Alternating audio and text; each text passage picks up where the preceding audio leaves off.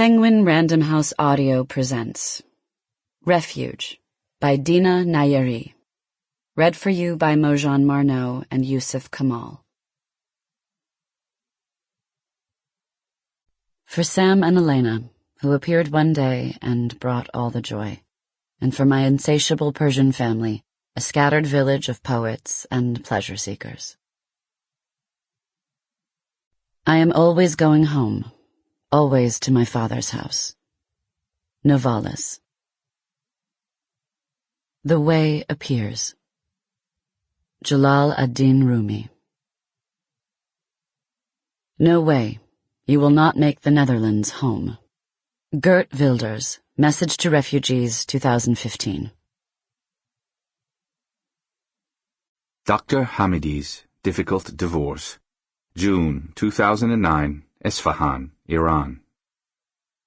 In order to finalize his own ugly business, as if the universe were demanding one last slice of flesh, Bahman was compelled to watch 13 consecutive divorces, a full docket. By the 6th one, he stared baffled at his young lawyer, who was also slowly succumbing to the malaise of it. Uneasy shoulders sinking, loose lips draped over half his cigarette, and mouthed, "This is absurd." "Forgive me, aha, doctor. What do you mean?" The attorney raised both eyebrows as if Bahman should have expected this farce, as if an ordinary man should be accustomed to watching pale husbands slump and flinch, pretty wives crumble 13 times just to complete his own errand. There is always an instant, isn't there, when youth fails? And who wants to see it? They sat in plastic chairs just outside the cleric's office, watching through the crack in the door, which had been left ajar, it seemed, expressly for that purpose. His young lawyer kept wiping his hands on his cheap gray trousers and sipping hot tea. Sometimes the boy would get up to refill the 2 fingers of liquid in his tulip glass from the rusted samovar atop a long table in the corner where 2 secretaries in black chadors were engaged in some joyless business. Why had he hired the fidgety lawyer? After all, despite Bahman's secular education and volumes of subversive poetry, his children's indulgent American degrees and his fugitive first wife, he was still the male in an Iranian divorce, a secure position. Things would go easily for him here, though, yes, he was planning to tell some lies, and more important, when is a 3rd divorce ever easy? Yesterday, drinking at home from his own samovar, Bahman had reflected on today's errand with anticipation. It had been coming for a long time. He considered how the next chapter of his life might read. Perhaps he would buy a new couch and lose weight, maybe get a new crown on his molar and take a plane trip somewhere warm, somewhere without visa hassles, Cyprus or Dubai or Istanbul. He might even arrange to see his children. On that last morning before his court date, Sanaz didn't yell or throw anything.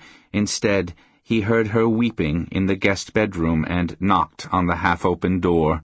He stood there, shuffling in the doorway in his royal blue pajamas, and when she looked at him with wrecked eyes, covered in all that garish makeup, her chipped toenails 3 shades of red and filed far too straight, he worked up the courage to say, "Why are you sad, Azizam?"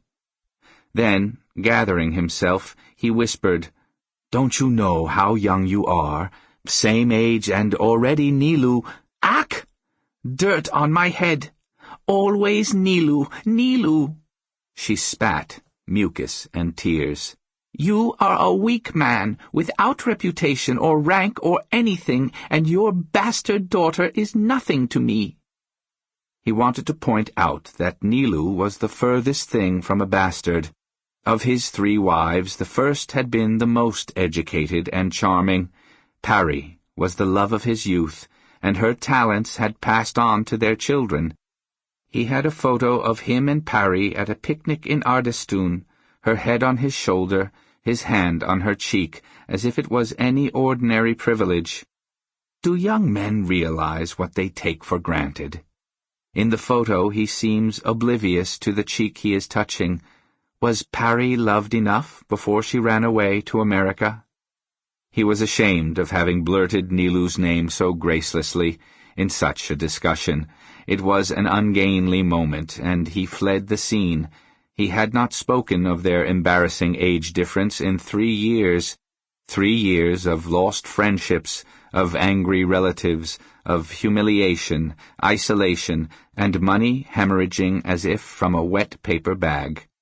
Releasing the words like that, alone in a doorway in blue pajamas, felt like the skin of his heart peeling away.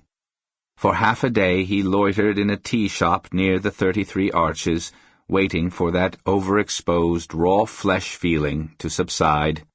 Between 2 routine cavity fillings he walked by the courthouse to prepare himself for the next day.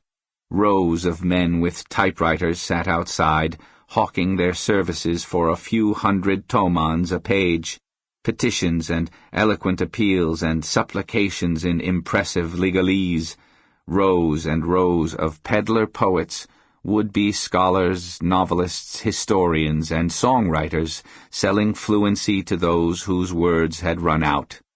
Farther out in the fringes, lingering greasily near both the male and female entrances to the courthouse, idling away the hours, smoking cigarettes and casting furtive glances at petitioners, were the witnesses for hire, extra pairs of eyes to reclaim those moments lost to inopportune privacy. Bahman watched a woman rush out of the courthouse, speak to one for 10 minutes as she clutched her black coverings to her mouth, and guide him to the men's entrance. How long have the courts been so willfully blind? He wandered back to his office. Today, on entering the courthouse through that same door, he had been inspected for weapons by 3 pasdars. His mobile phone was taken away, and his late father's green handkerchief was eyed with great suspicion, since it resembled the wristbands of Green Movement protesters. Luckily, his modest suit and the counting beads worrying away in his fingers, signs of a resigned, aged sort of life, pickled, fallen into place, as they say in the village, saved him, and the guards waved him through, returning to their bags of pistachios and sunflowers, cracking and chewing and spitting as they talked. They were young men, none over 30. Probably they were sick of frisking the old men who passed through these doors to divorce their sisters or mothers or former lovers.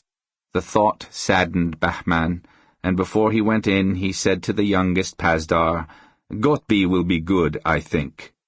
He glanced around as he considered what more he could say about the new Iranian national soccer coach.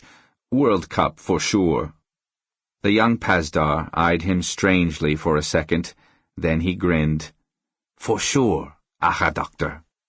He held out his bag of pistachios and patted Bahman on the back, a rude gesture considering Bahman's age, and yet this is what he had wanted, to be young, like the boy.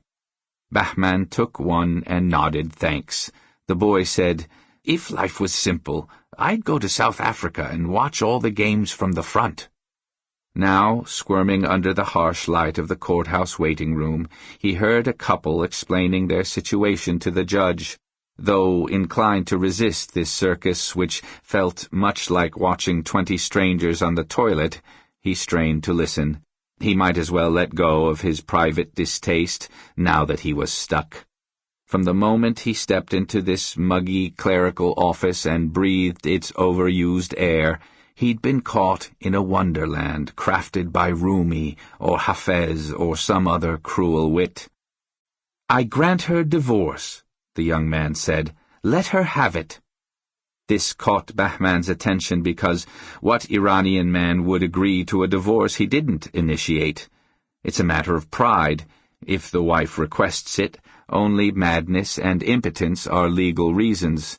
If this is a case of mutual abandonment, the man should request it for both of them, since he needs to show no cause and it's a smaller headache for everyone. Is this boy admitting to insanity? Impotence? Maybe he wants to rub yogurt on the marriage gift to negotiate away the sum to which every divorced woman is entitled. Sample complete. Ready to continue?